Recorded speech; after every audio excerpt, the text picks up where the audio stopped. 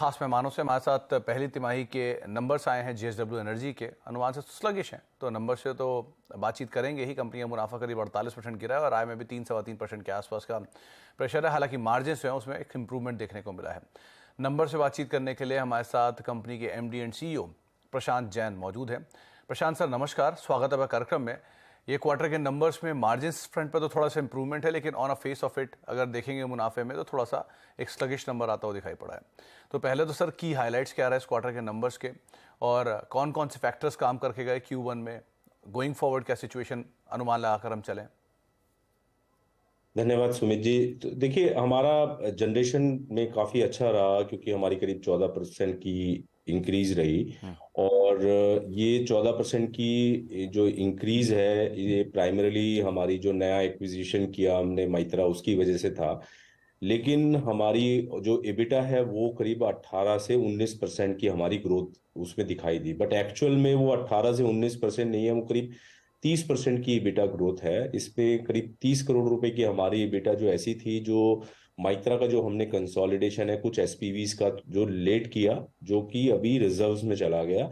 Otherwise वही हमारी EBITDA 30 crore रुपए ज्यादा होती है। और करीब 80 करोड़ रुपए की एबिटा ऐसी है जो इस क्वार्टर में नहीं आई, क्योंकि जैसे जो हमारा हाइड्रो का जनरेशन कम था और हमारी अवेलेबिलिटी बारमेर एसेट की कम थी, वो हम अगले 3 क्वार्टर में रिकूप करेंगे।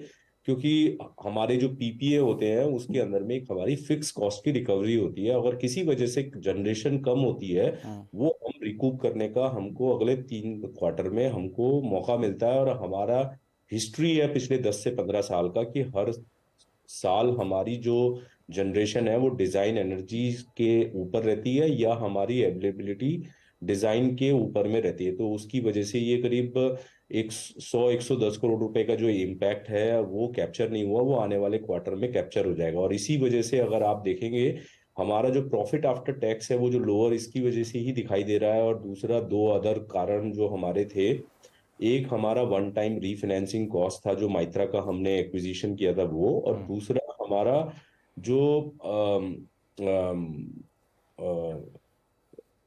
I am missing the point, एक और हमारा रीजन था जिसकी वजह से, हाँ, 120 करोड़ रुपए का हमारा वन टाइम एडजस्टमेंट था जो कि लास्ट ईयर लास्ट क्वार्टर के अंदर में हमने राइट बैक किया था, जो कि इस साल नहीं है, जिसकी वजह से हमारा ये आपको प्रॉफिट आफ्टर टैक्स काफी कम दिखाई दे रहा है। बट अब अगर लाइक टू लाइक देखेंगे तो हमारे ऑपरेटिंग नतीजे काफी ठीक रहे हैं। जी प्रशांत सर, जो मित्रा जिसकी आपने बात किया उसकी वजह से कंपनी की इंटरेस्ट कॉस्ट में भी इस बार थोड़ा सा एस्केलेशन आता हुआ दिखाई पड़ा है, मे बी डेट की वजह से। आपने उसमें करीब 170 करोड़ रुपए का हमारा इंटरेस्ट कॉस्ट हमारा बढ़ा है, लेकिन हमारा प्रॉफिट आफ्टर टैक्स के अंदर में वो करीब 70 करोड़ रुपए का कंट्रीब्यूशन है, विदाउट हमने कोई एडिशनल इक्विटी नहीं लगाई। और इसकी वजह से अगर आप देखेंगे करीब हमारी जो टोटल कंट्रीब्यूशन पूरे साल के अंदर में करीब 250-250 करोड़ रुपए का हमारा प्रॉफिट आफ्टर टैक्स इसका बढ़ेगा माइत्रा एक्विजिशन की वजह से, जिससे ओवरऑल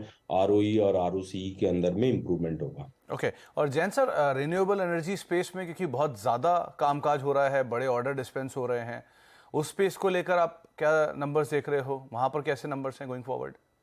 देखिए, हमने हमारी जो एडिशनल कैपेसिटी की ग्रोथ है करीब 3,300 मेगावाट अभी एडिशनल कैपेसिटी अंडर कंस्ट्रक्शन है, जो कि दिसंबर 2024 मार्च 2025 के बीच में कमीशन हो जाएगी। जो हमने अभी फॉर्मल गाइडेंस भी दिया था कि हम करीब 10,000 मेगावाट की जो कैपेसिटी है वो अहेड ऑफ स्केड्यूल हम अपना कमीशन कर लेंगे। इसके बियॉन्ड में हमने ऑलरेडी अपना बुक बनाने के ऊपर में काम शुरू कर दिया है, और जो हमने अपनी फॉर्मल गाइडेंस दी है FY30 की, हम उससे पहले ही उसको अचीव करेंगे। और मेजॉरिटी जो हमारी कैपेसिटी है वो रिन्यूएबल स्पेस में ही आएगी। इसके अलावा एक हमारा एसेट जो अंडर कंस्ट्रक्शन था, इंड भारत एसेट, जो अभी हमने रिसेंटली एक्वायर किया था, वो एसेट के अंदर में भी काफी अच्छी परफॉर्मेंस हम देख रहे हैं। जो हमने सोचा था 12 से 18 महीने हमारे को लगेंगे उसको कमीशनिंग करने में, हमको लग रहा है कि हम पहली यूनिट सितंबर अक्टूबर में ही कमीशन कर लेंगे और दूसरी यूनिट हम मार्च 2024 तक कमीशन करेंगे। तो उसकी वजह से हमारे को एडिशनल जनरेशन और एडिशनल एबिटा कंट्रीब्यूशन जल्दी ही मिलेगा। अच्छा प्रशांत सर, दो चीज़ें और हुई हैं इंपॉर्टेंट सेक्टर में। एक, कोल के प्राइसेस जो हैं वो सब्सटेंशियली नीचे आए हैं, तो उसका इम्पैक्ट कंपनी के मार्जिन रियलाइजेशन फ्रंट पर कैसा रहा, वन गोइंग फॉरवर्ड क्या एक्सपेक्ट करें वहाँ से, और दूसरा क्योंकि अप्रैल और मई में बारिश एक्सटेंड हुई थी तो जिसकी वजह से डिमांड भी थोड़ी सी सबड्यूड होते हुए दिखाई पड़ी होगी। सो अभी क्या सिचुएशन है डिमांड साइड पर?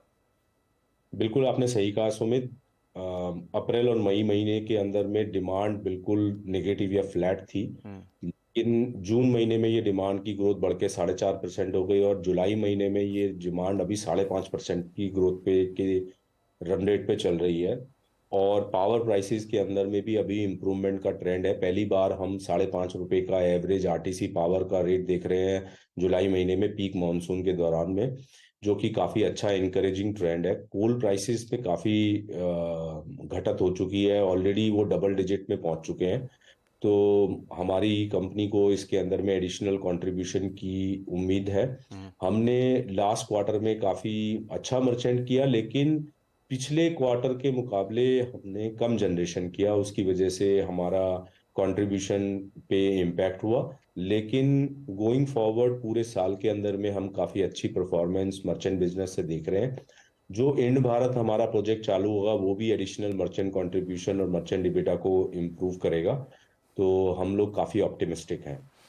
ओके, चलिए बहुत बहुत शुक्रिया जैन सर हमारे साथ मौजूद रहने के लिए और नंबर से बातचीत करने के लिए, और उम्मीद करते हैं कि गोइंग फॉरवर्ड सिचुएशन और बेटर हो, डिमांड पिकअप हो और उसका इम्पैक्ट कंपनी के नंबर्स पे आता हुआ दिखाई पड़ेगा। बहुत बहुत शुक्रिया सर, अपना